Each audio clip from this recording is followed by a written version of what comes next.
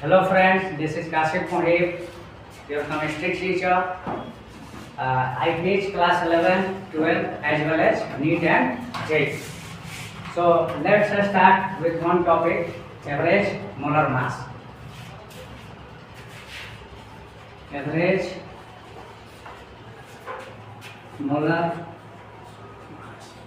mass.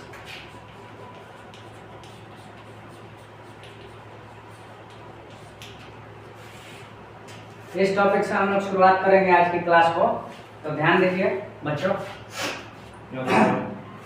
Average molar mass कम से कम जब दो गैसेस हो तभी हम लोग निकाल सकते हैं। एटलीस्ट 2 गैसेस कंटेंट्स, ठीक है। अगर 2 गैसेस हो तभी हम लोग एवरेज मोलर मास निकाल सकते हैं। अगर एक गैस हो तो मोलर मास कैसे निकालते हैं, इसका फॉर्मूला हम लोग ऑलरेडी जानते हैं। N इक्वल टू होता है W/M। N क्या है यहाँ पे, नंबर ऑफ मोल। W क्या है, given mass upon molar mass. तो यहाँ पे बोल सकते हैं number of moles equal to given mass upon molar mass. Given mass upon molar mass. Given mass upon molar mass. ये कब पॉसिबल है, ओनली फॉर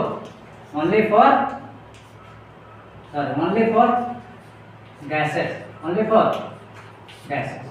जब एक गैस के लिए हो, जो ओनली फॉर वन गैस लिख लीजिए यहाँ पे, ओनली फॉर वन गैस।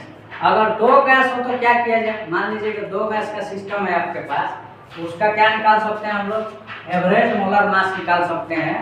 तो उसके लिए एक फॉर्मूला होता है। लेट अस सपोज, मान लीजिए कि यहीं से फॉर्मूला आपको निकालना है, तो क्या करिएगा, अब सिस्टम है, मान लीजिए कि सिस्टम केस 1, मान लीजिए आपके पास एक सिस्टम है 2 गैसेस का। लेट अस सपोज गैस 1 है, एक क्या है, गैस 2 है।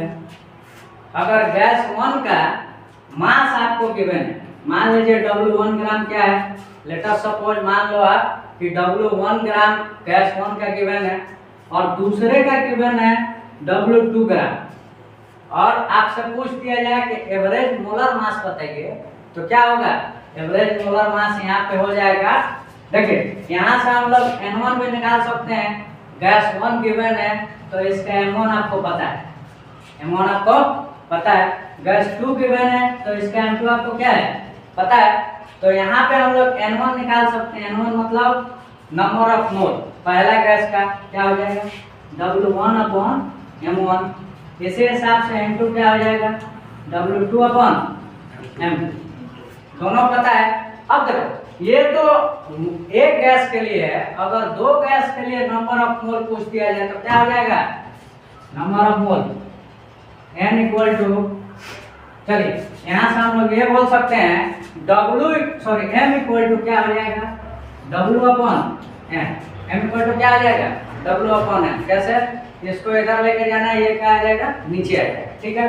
तो W/M कब, जब ये एक गैस के लिए है। अगर एक से ज्यादा गैस के लिए है तो उसी को हम लोग क्या बोल देते हैं, M एवरेज बोल देते हैं।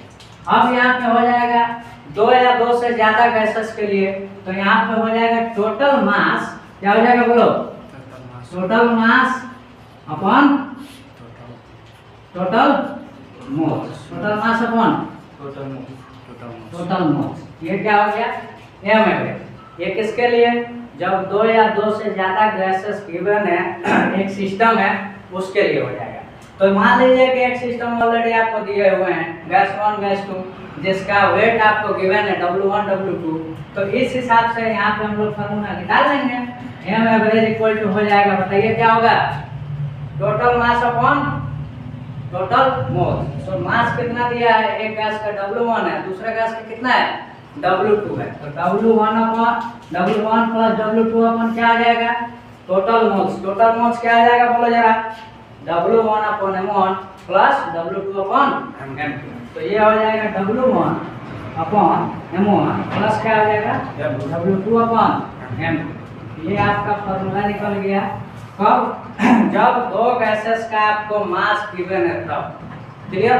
लेट अस सपोज एक और सिस्टम मान लीजिए, दूसरा सिस्टम है आपके पास। इस सिस्टम में अब मास नहीं गिवन हो, आपको क्या गिवन है, लेट अस सपोज मोल दे दिया है, मान लीजिए कि एक गैस ये है, ठीक है। जब गैस है तो जाहिर सी बात है इसका हमको मोलर मास पता है, हमें मोलर मास पता है। गैस 2 भी एक ले लीजिए, सिस्टम में गैस 2 है तो इसका भी मोलर मास पता है। अब आपको मास नहीं दे के लेट अस सपोज मोल दे दिया N1 और दूसरे गैस का क्या दे दिया N2, तो अब आपसे क्या पूछ लिया एम एवरेज बताइए। तो यहाँ पे एम एवरेज क्या हो जाएगा, बोलो, total mass upon total mole, total moles, यही फॉर्मूला होता है। तो यहाँ पे टोटल मास हमें पता ही नहीं है तो मास पहले निकालेंगे N1 सॉरी W1 क्या आ जाएगा बताइए, W यहाँ से निकालोगे तो M इंटू क्या आ जाएगा N हो जाएगा। तो यहाँ पे हम N जानते हैं N1 है, और बताइए M1 इसका ऑलरेडी हमें पता है, तो मास 1 हम निकाल सकते हैं bye this formula N1 into M1। इसी हिसाब से W2 भी निकाल सकते हो, कितना हो जाएगा N2 into M2, clear, M2 into M2। अब देखो एम एवरेज क्या आ जाएगा, total mass upon total moles. तो हम मास ऑलरेडी निकाले हुए हैं, W1 कितना है N1 M1 है तो N1 ले लो, प्लस क्या आ जाएगा N2 इंटू M2, दूसरे का मास निकल गया, डिवाइडेड बाई क्या हो जाएगा टोटल मोल्स ऑलरेडी हमें पता है M1 प्लस N2 हो जाएगा। ये जो सिस्टम है इसका भी आप एवरेज मोल निकाल सकते हो, एवरेज मोलर मास निकाल सकते हो बाय दिस मेथड, क्लियर। तो ये कुछ टॉपिक था, ये तो आपको समझिए कि एक तरह से क्या है, मोलर मास का फॉर्मूला निकाल दिए। अगर आपको फ्रैक्शन में निकालना है, फ्रैक्शन मोलर मास मेथड से आप निकालना चाहते हैं तो उससे भी क्या कर सकते हैं, निकाल सकते हैं, ठीक है। तो वो भी आपको मैं मेथड बता देता हूँ, ये एक मेथड हो गया। अब हम दूसरा मेथड समझते हैं जो कि ज़्यादातर यही आपको यूज करना है, केमिस्ट्री में यही यूज किया जाता है, मोल फ्रैक्शन। दूसरा मेथड इसका होता है मोल फ्रैक्शन। दूसरा मेथड क्या होता है, मोल फ्रैक्शन, जिसको x लिखते हैं, क्या लिखते हैं x, that is equal to होता है n substance divided by n total, n substance divided by n total. अब देखो n सब्सटेंस है क्या, ध्यान दीजिएगा, n सब्सटेंस क्या है, n मतलब है नंबर ऑफ मोल, किसका, जिस सब्सटेंस का आपको मोल फ्रैक्शन निकालना है वो ऊपर रहेगा, divided by total. For example मान लीजिए कि दो आपको गैसेस दिया हुआ है और दोनों गैसेस का आपको मोल रेशियो दिया हुआ है, लेट अस सपोज 1 और 3 दिया हुआ है। आपसे पूछ दे कि गैस 1 का आपको क्या बताना है, मोल फ्रैक्शन बताना है, तो गैस 1 का क्या आ जाएगा n, नंबर ऑफ मोल कितना गिवन है 1 गिवन है, तो ऊपर 1 लिखो और नीचे टोटल कितना हो जाएगा 1:3 आपको बोला था मैं, तो 1:3 दैट मींस नीचे टोटल 4 हो जाएगा, तो 1 अपॉन कितना हो जाएगा 4, x1 कितना हो जाएगा 4, ठीक है। फॉर एग्जांपल एक हम लोग एग्जांपल ही ले लेते हैं ताकि आपको और क्या हो डिटेल समझ में आए। मान लीजिए कि एक ये सिस्टम है, क्या है, एक ये सिस्टम है, इस सिस्टम में आपको मोल रेशियो दिया हुआ, क्या दिया हुआ है, मोल रेशियो दिया हुआ, लेट अस सपोज 1:2 क्या दिया है 3 दिया है। गैस 1 का आपको क्या दिया है, गैस 1 का मोल रेशियो 1 दिया है और गैस 2 का कितना दिया है 3 दिया है, क्लियर। अब आपसे अगर पूछ ले कि मोल फ्रैक्शन बताइए किसका, गैस 1 का, तो x1 यहाँ पे कितना आ जाएगा x1, बोलो, n substance upon n total, n substance कितना दिया है यहाँ पे 1 दिया है, डिवाइडेड बाय टोटल क्या आ जाएगा 1 + 3, कितना आ जाएगा बोलो 1 + 3, तो यहाँ पे टोटल कितना आ जाएगा 1/4 हो जाएगा। इसी हिसाब से सिमिलरली बात की जाए x2 की, तो x2 कितना है, सब्सटेंस का मोल रेशियो 3 दिया है तो 3 हो जाएगा और डिवाइडेड बाय क्या होगा टोटल कितना हो जाएगा 1 + 3 4, दैट मींस x1 का होगा 1/4 और x2 का कितना होगा 3/4। अब तुम लोग ध्यान दे रहा होगा 1/4 + 3/4 कितना होगा, दोनों को जब ऐड करेंगे, जब ऐड ऑन करोगे तो 1 आएगा। तो हम यहाँ ये कह सकते हैं कि समेशन ऑफ xi ऑलवेज 1, कहने का मतलब ये है कि मोल फ्रैक्शन कितने भी गैसेस का निकालिए दो निकालिए गैसेस का, 3 निकालिए, 100 गैसेस का निकालिए, लेकिन मोल फ्रैक्शन क्या होगा? मोल फ्रैक्शन जो होगा ऐड होने के बाद 1 ही आएगा। कितना आएगा? 1। यहाँ पे आप एग्जाम्पल में भी देख सकते हैं, एक हम लोग निकाले हैं तो 1/4 आया है, दूसरा निकाले हैं तो कितना आया? 3/4। जब दोनों को ऐड करोगे तो 1 ही आएगा। कैसे? 1/4 प्लस 3/4, 4 एलसीएम हो जाएगा, 1 प्लस 3 कितना आएगा? 4, 4/4 1। ठीक है, तो ये एक फॉर्मूला हो गया। इसके बाद हम लोग क्वेश्चन को थोड़ा सा डिस्कशन करते हैं। थ्योरी इतना ही था एवरेज मोलर मास का। अब हम लोग 2-3 क्वेश्चन इस पर डिस्कस करेंगे ताकि आपको क्या हो, टॉपिक का क्लियरिटी है। ठीक है, समझ में आ रहा है? नेक्स्ट हम लोग क्वेश्चन डिस्कस करेंगे। चलिए आगे बढ़ते हैं।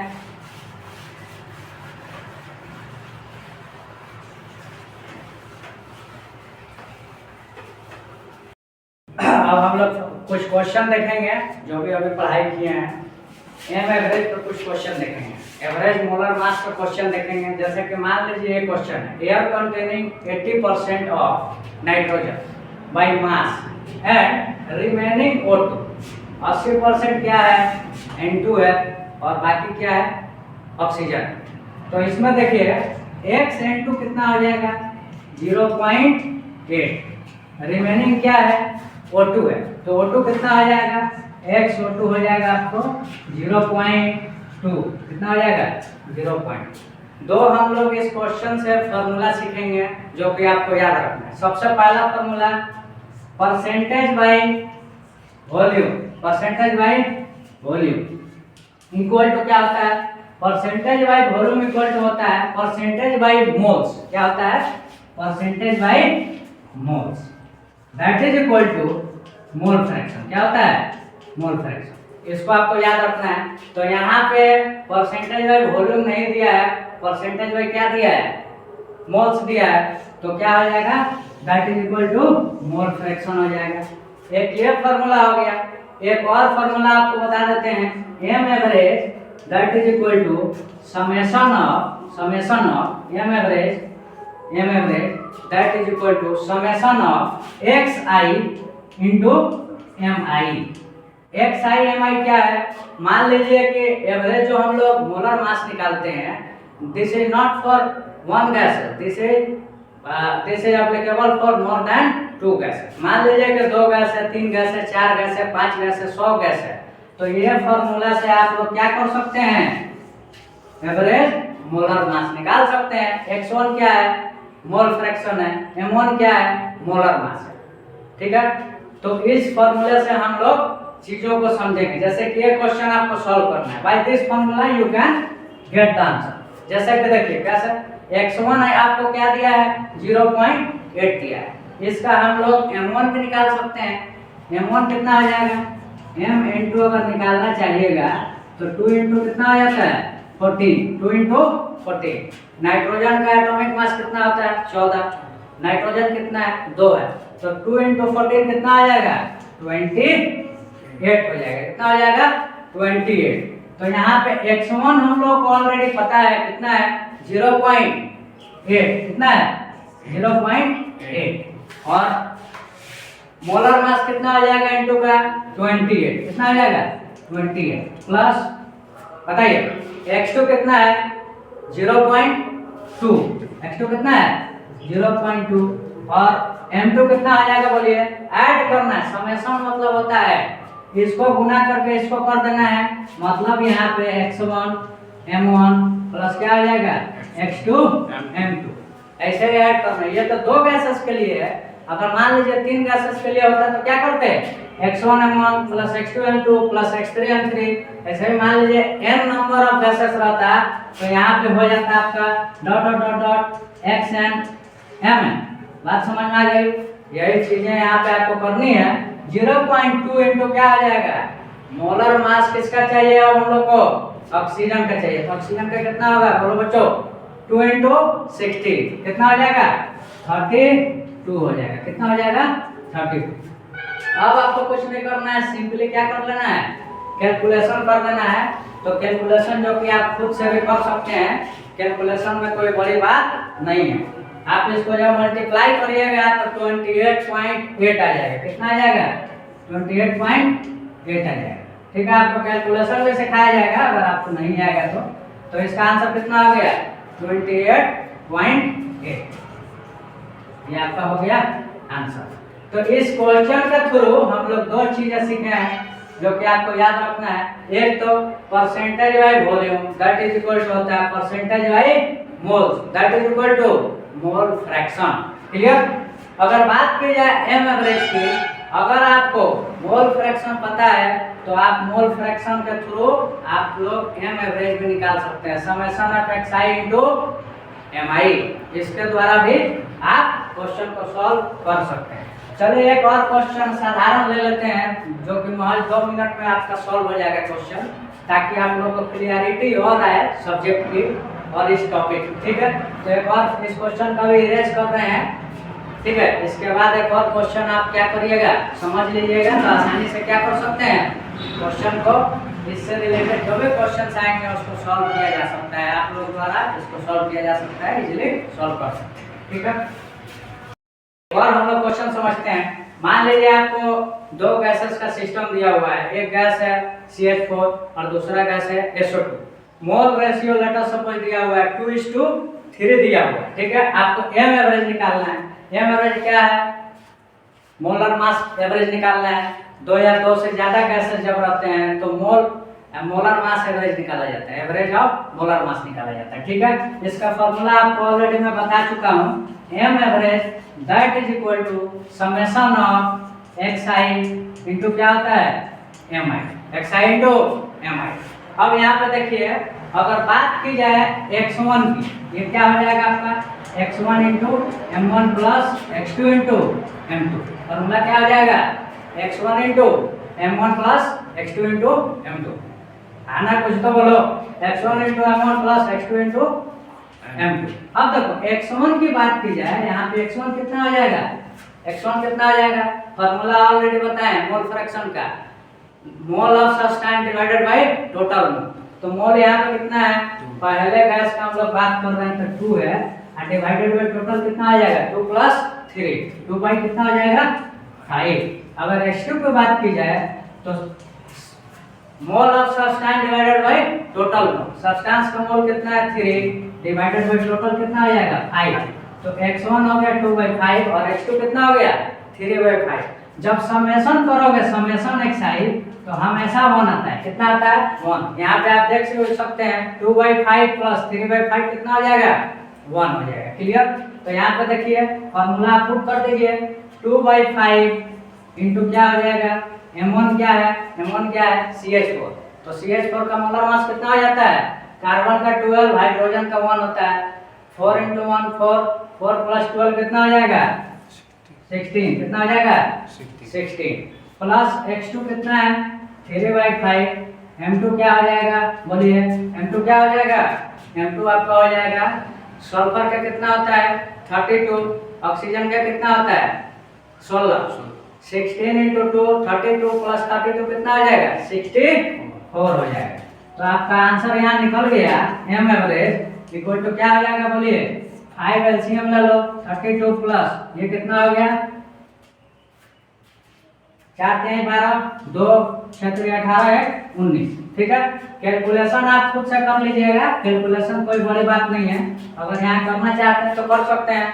2 प्लस 2 कितना आ जाएगा 4, 2 प्लस 2 4, 9 प्लस 3 कितना आ जाएगा 12, कितना आ जाएगा 12, कैरी कितना है 1 और 1 कितना आ जाएगा 2, 224 डिवाइडेड बाई 5, ये क्या हो गया आपका एम एवरेज निकल गया। क्या निकल गया एम एवरेज।